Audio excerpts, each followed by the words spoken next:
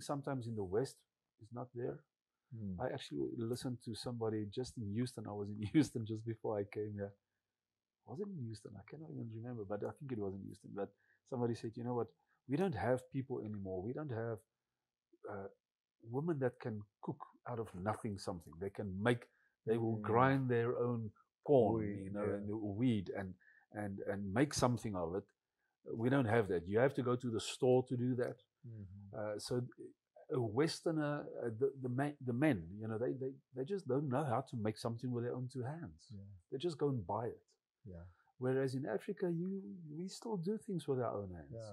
Resourceful. Oh yes, and you can touch an African's hand and you'll find that it's strong. It's strong. Yes, and they know how to work. We have tough women and tougher men. And we're not afraid to say that in Africa. Yeah, in the US I cannot say it, but but in Africa, I like that. Yeah, but in any case, so the it was to be policed was the thing that I think I hated the most. As a West, because that's part of what I'm asking about. There's a little bit of a Westerner in me. I must be honest. I grew up in Africa. I grew up in Africa, but you know what? My first visit to the US. My very first visit to the US in 2004. After I found Carl and I phoned my wife and I said, well, I'm in New York now. And she said to me, so how is it? I said, well, two things. First of all, it's snowing. First time in my life I've seen snow. And it's snowing actually. So I said, secondly, everything works. I'm so used to being in Africa where nothing works. You have to, everything's broken. And you first have to fix it if you want to get something done. So that was, so there's that little baby, that's part of my DNA as well, is there's a little Westerner in me. I love it when things work. But maybe it's just that DNA, that godly DNA. We need to fix things that are broken. But it's well, we're made in His image. We're made to create. Exactly. And that's what that is an opportunity for, is creation. Yes. So in COVID, we quickly realized that's really crazy. In fact, I was talking to my daughter just this morning, who's kind of a trained Montessori educator, and she was just kind of going through the process this morning of, they sit in zones kind of and have the freedom to work within that. Now there's a cover and there's a structure at large, but when they're in that environment, the mind can just work. She said you observe those children and they just, grow, and what their minds are able to do is just phenomenal. And that's, setting the right thing. She gave one more little tip. We're kind of doing it here today, but she was saying, Dad, you see this big couch right here? She said one thing, her and her husband have 10 children, and they're all biological. They're all theirs. And so they continue to learn in this process. But she said, you see this big couch that we have, and it's huge, wraps around this big room. And she said, I can't tell you how blessed we've been with that couch. But she said, you have to create zones or areas for people to be comfortable in, to communicate in. She said, because if you don't have proper seating or a place, for everyone, then they're going to go to their bedroom. They're going to separate and isolate and go do their thing. When in fact, if we need something in this hour, it's to be in union. It's to be developing our relationships with one another. So that's a little bit of an aside, except for doesn't work and does work in the wherewithal or an environment for that creativity. And we have fallen way short in America, and the silly phones have just been a tremendous detriment to that. And you know what, I think if I look back at the pandemic and the way that the thing that was the worst was the fact that we did not have proper medical care. Did the world have proper medical care? I'm not sure. I can tell you, I don't believe it did. In fact, I can honestly say, I believe I've interviewed enough doctors and nurses to believe there was an agenda, and it was not for the health of individuals? Well, let me tell you,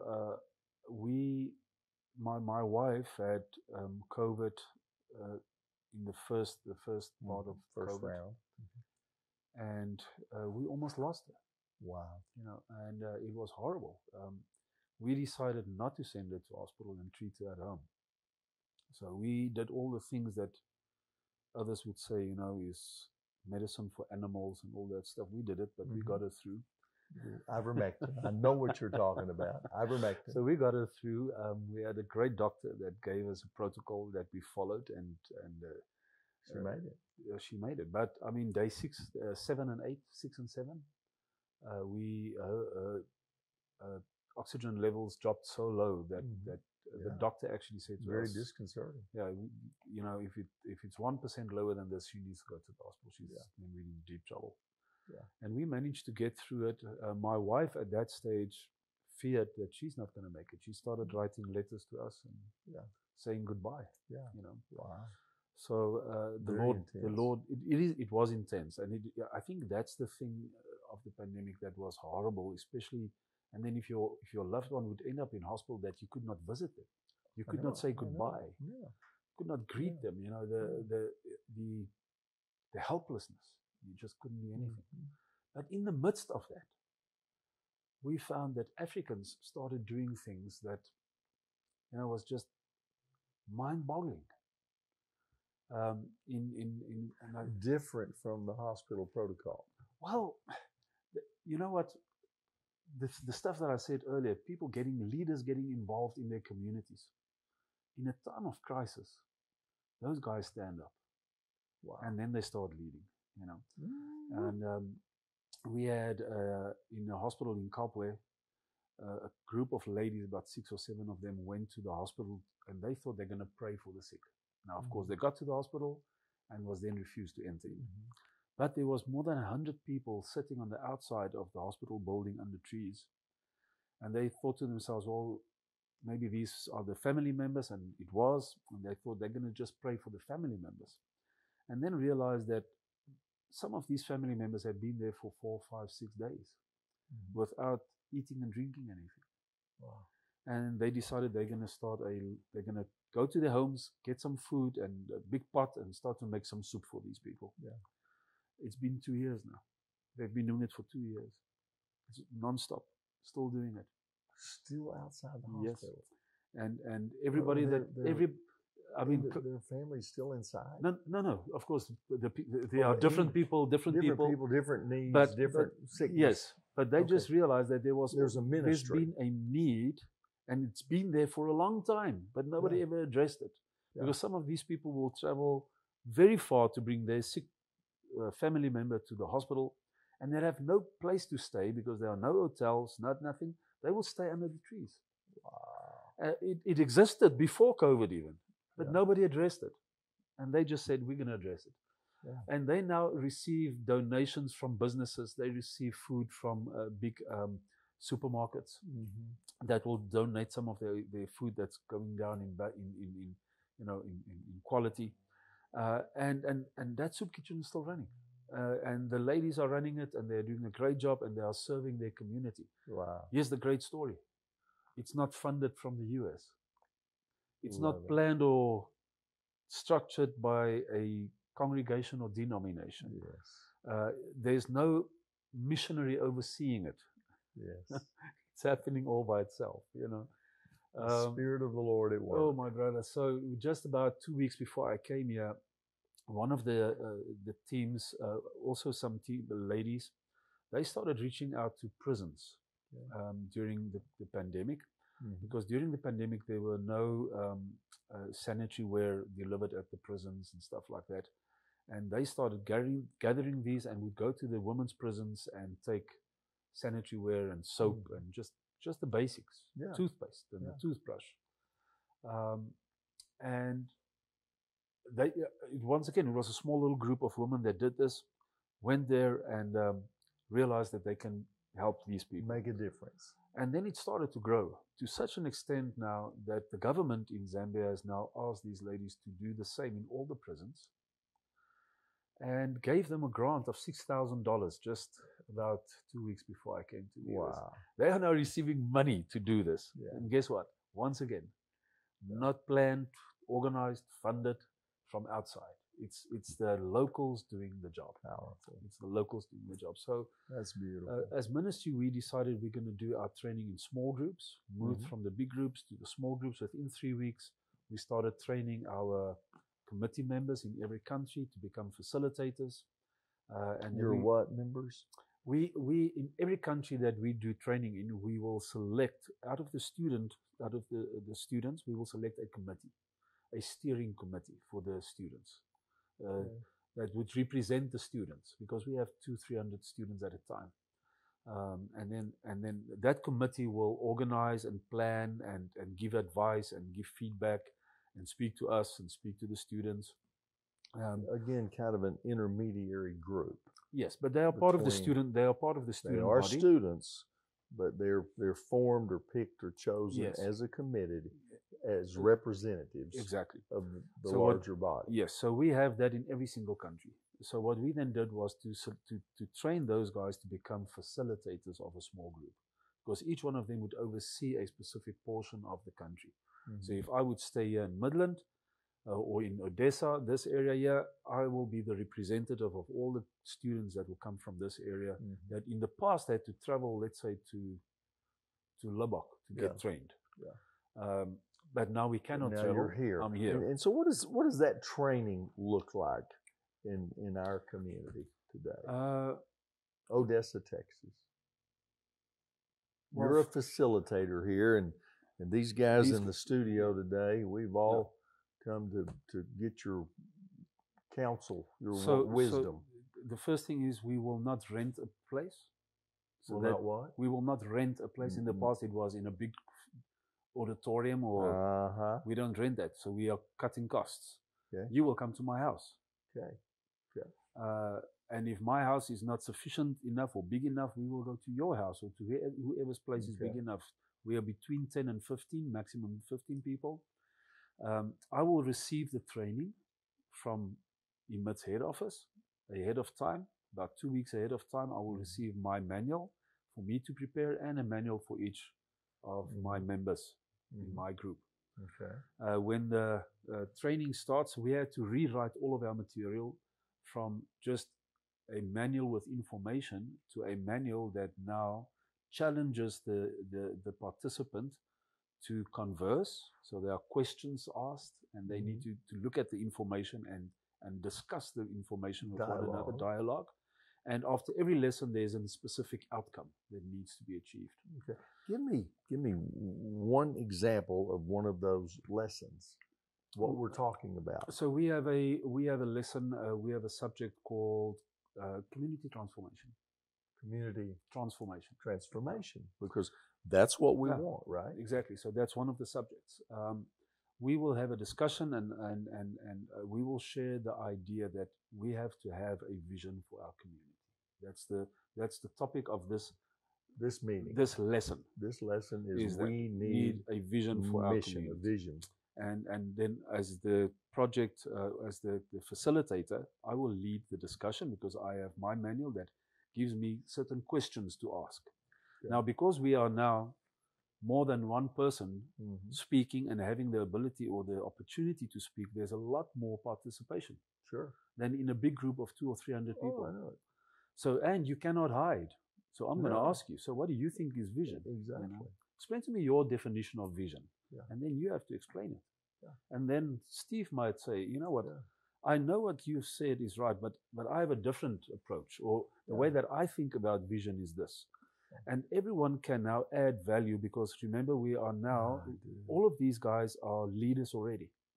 They lead their little church, wherever it is. And they bring their perspective to the conversation, and everybody speaks about the conversation, about the idea. So that's the theory, the theoretical part of it. And now what's happened in that environment, because I'm a lover of small groups. Most of my spiritual growth through the years has come out of small groups. But what it does is it engenders that engagement of every party and every person.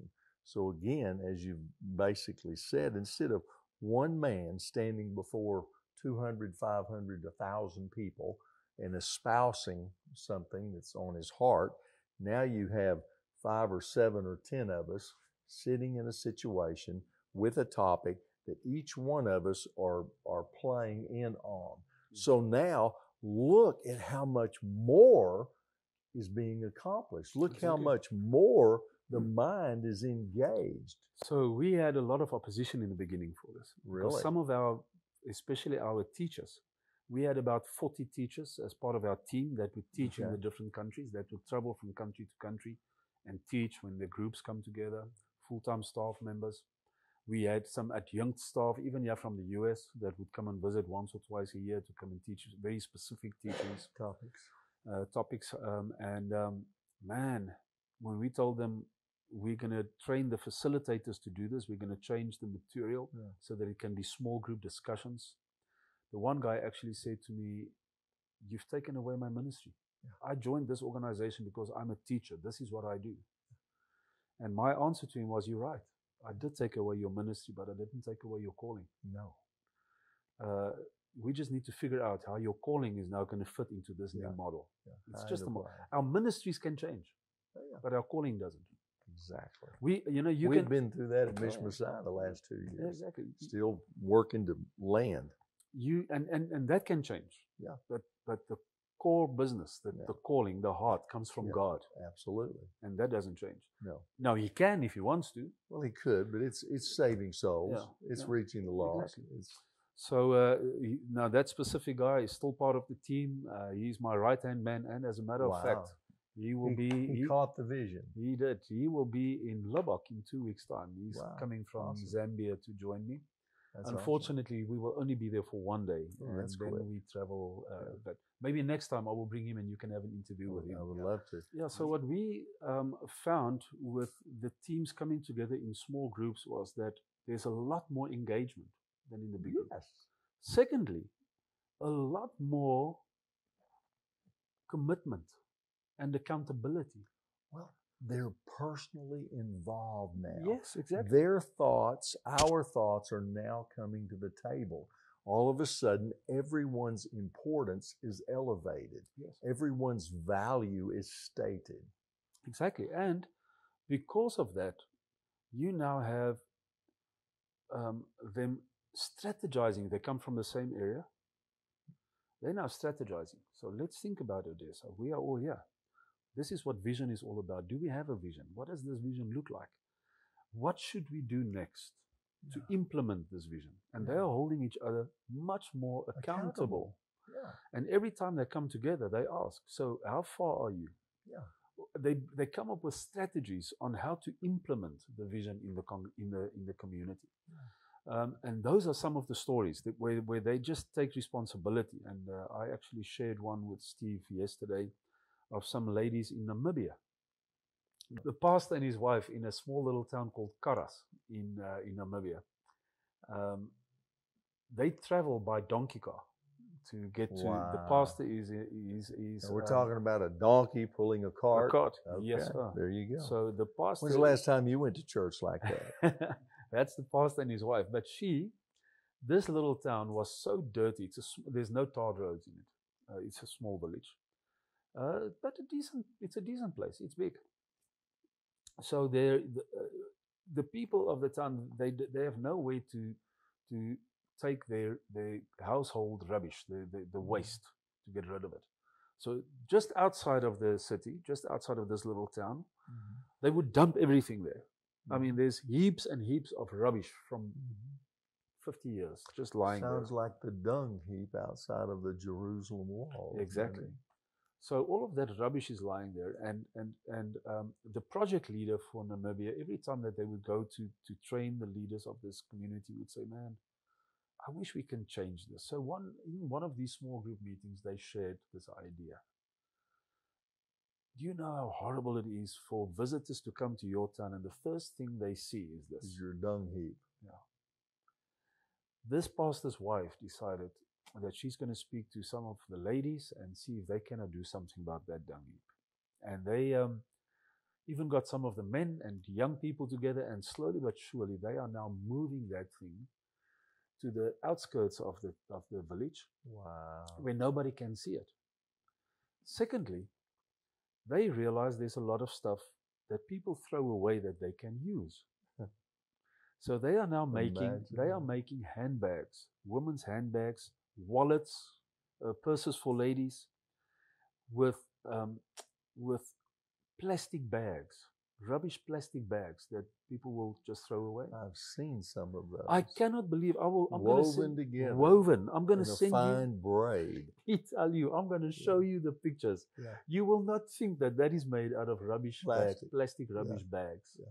On the inside, they will line it on the inside. Yeah. So, and once again, now they are at the point where they now start to sell these to others. Yeah. And this is once again where we as an organization, we have an app where we encourage different communities to advertise their goods, yes, so that they can start a trade. Yeah, and they are busy advertising this, and people are now buying their stuff. Yeah. So these are once again some of the things that can happen when small groups come together, take responsibility, and realize that they can bring change to their community. Amen. And it happens in a small group. So we will never go back to the big group. There you go. We're going to keep never go back. They will never go back to a big group. The ones we and I one of the reasons, and I'm excited Kobus is back meeting with us today. But guys, I believe with all of my heart, this is the direction that the Lord is taking His body throughout the earth. I think this is the way it was in the beginning when they were meeting from home to home. And I believe you're going to see much more of it in these days ahead. And some of it, again, stemmed out of the whole COVID thing and individuals literally closing churches. So now I know people meeting in homes again that have not gone back to darken the doors of traditional church buildings. I think the church missed an opportunity with COVID.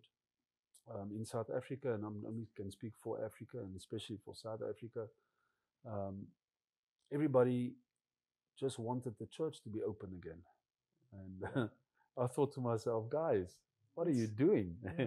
You are doing church. Do you know how well you are doing with yes. And because many of them started reaching out to their neighbors. Yeah. They started, inviting neighbors. Let me tell you, two things that I've learned about the church during COVID. First of all, if you would have asked a pastor a month before COVID, if your people will never come to church for a year, what will happen to them? They would most probably respond to say they will fall back into sin because they are not mature enough. Yeah. Okay. Yeah. Guess what? Man, our members were mature. Yeah. They didn't fall back into sin. Yeah. They loved the Lord just as much as they did when they went to church every week. Yeah. The second thing that I saw was they left the pews and got involved in their communities. They started loving people like never before. They got engaged. That's beautiful. And then the pastors decided everybody must come back to church. I thought, man, why? Yeah, exactly. Now, I don't mind going to church. I do Right. go. I belong to a church. I Sure. belong to a local congregation, and I go Certainly. there. But I don't go there to meet God Right. because I already have a relationship with Him. As a matter of fact, I make God present because I'm there. And then secondly, I go there because I love the community. I love the fellowship. Sure. I love the worship. I love to sing. I love to hear the word of God. Yes. But all the above. all of those things are important. But we learned so many great lessons during COVID that are much more important. Yes. The people around us, our members are so mature. Our members want to be involved. They are growing. Oh, let me tell you. Growing. And in Africa, we are seeing this daily. Yeah. Well, I would love. I think I remember you saying there was a kind of a protocol to get to sit in on these 58 lessons or whatever it is. But I'd love to sit through a bunch of those lessons and see what all you guys have learned. You will have to come and visit us. Importing. I guess we'll have to go to Africa, guys. I don't know. Well, I'm waiting for you. So. Now, y'all have some offices in America or something? Or? We just opened an office in Lubbock. Okay. We've had an office in Colorado Springs, but it was just a financial office that it's a half-day job for a secretary that when donations do come in, that we write them the receipts. We are a 501c3 organization registered here in the US. We belong to the ECFA. So for us, it's important to be in good standing with our donors. Sure. Absolutely. We don't have many. We've never officially had a fundraising office. So about a year ago, at the beginning of this year, as a matter of fact, we opened an office in Lubbock, where we decided we're going to be intentional about raising funds because we want to expand. We are currently working in 19 countries in Africa, and we want to expand that. Wow. We this year have just over 20,000 leaders in training. We want to expand that. We want to build a curricula for youth. That's something that we have not done yet, on how to get youth involved. If we can change the hearts and the minds of our young people when they are 13 years old. Not wait until they're 30. I've spent my last 2 Tuesday lunch periods down where hundreds of the children come out of the high schools and do lunch, and there's fights and issues. And we've been going down there, we're calling it the ice cream movement. And we tell them they can go in here and get free ice cream. With just the opportunity to tell them how much the Lord loves them. But we just came from a meeting of 6 to talk about ideas and how to build upon how obviously God is working in that scenario. So same principles, but the youth, as you say, are critical. And maybe that's something we must speak about, because we have a plan for young people in Africa that I think is unique. And it's something very good. Well, we'll have to get back together and do that. Ryan, guys, we just want to thank you today. Kobus, thank you again for being with us, and look forward to meeting again. We'll talk more about the youth. I met last month with Benny Prophet and Peter Shinde. I don't know if you know those men. Benny's the founder of First Priority International, and of course they're in Southeast Asia, India, do a lot. The thing that blew me away, talking about these numbers that you were talking about, there's 700 million teenagers in India. That's twice the population of the United States. But today they have developed along these same lines, small groups, what they're calling peer-to-peer evangelism. But it's the small groups. So the Lord's on the move, brother. Amen. Let's get it done. And it's happening worldwide. The Lord bless you. Amen. See you next week.